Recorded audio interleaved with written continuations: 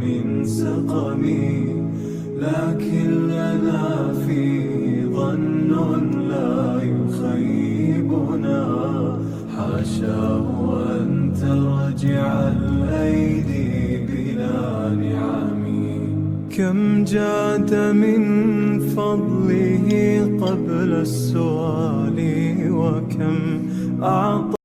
Hello everyone. I hope you all are doing great. ഇന്നത്തെ വീഡിയോയിൽ എൻ്റെ ഒരു normal day in my life ആട്ടോ കാട്ടുന്നത്.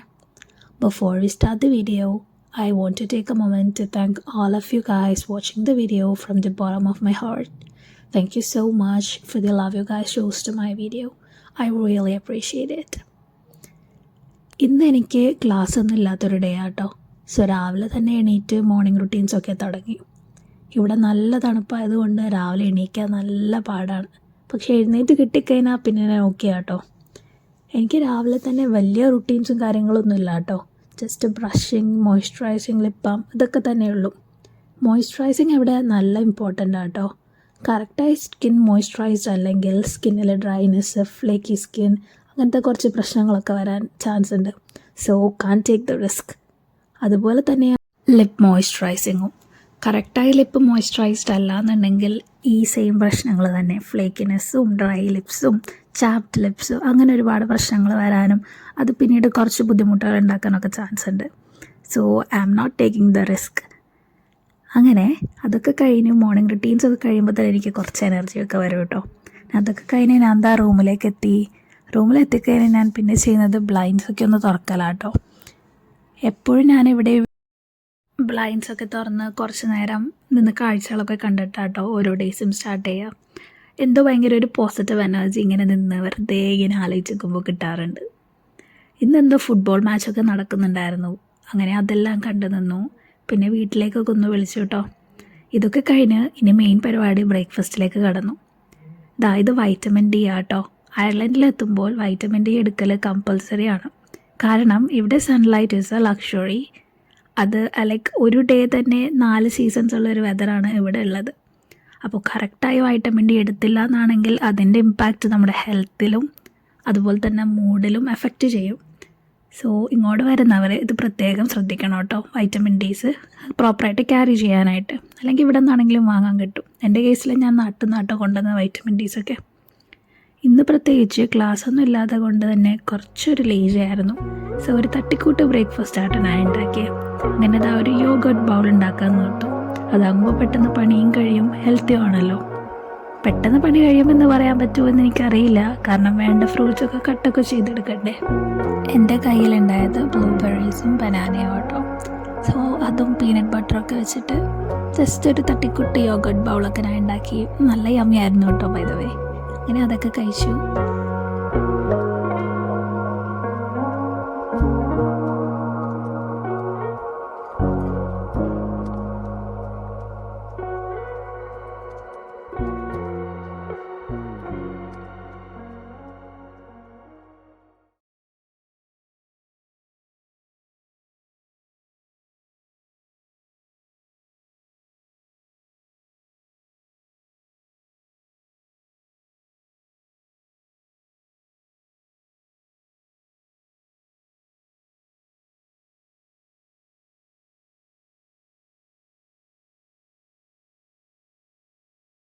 ക്ലാസ് ഇല്ലാത്ത ദിവസമായിട്ട് ഞാൻ മെയിനായിട്ട് റൂമിലെ ചോഴ്സിലേക്കൊക്കെ ഇറങ്ങാറ്.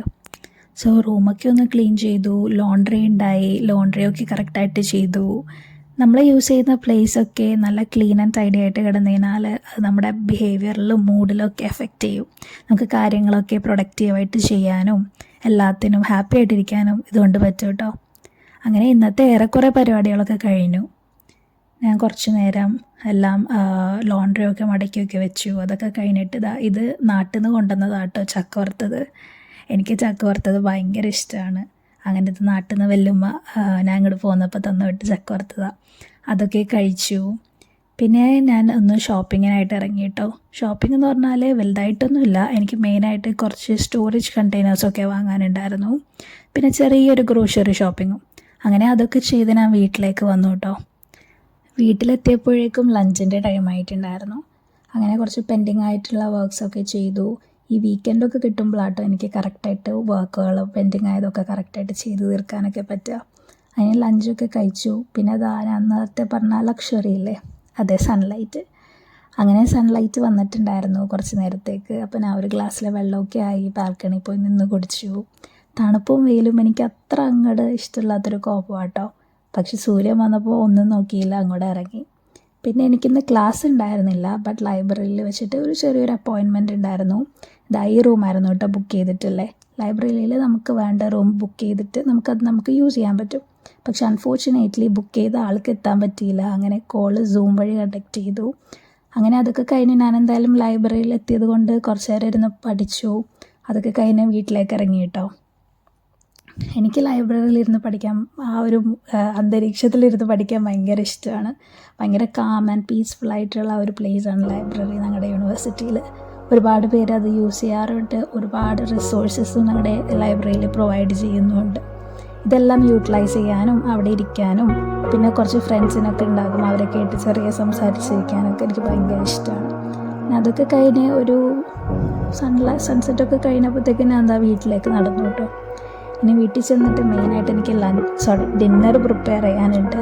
സോ അതിൻ്റെ കാര്യങ്ങളൊക്കെ തുടങ്ങി. ഇന്നൊരു ചെറിയ ഒരു എഗ് ഫ്രൈഡ് റൈസ് പോലെ ഉണ്ടാക്കാമെന്ന് ഓർത്തു കേട്ടോ. അങ്ങനെ അതൊക്കെ ഉണ്ടാക്കി തുടങ്ങി.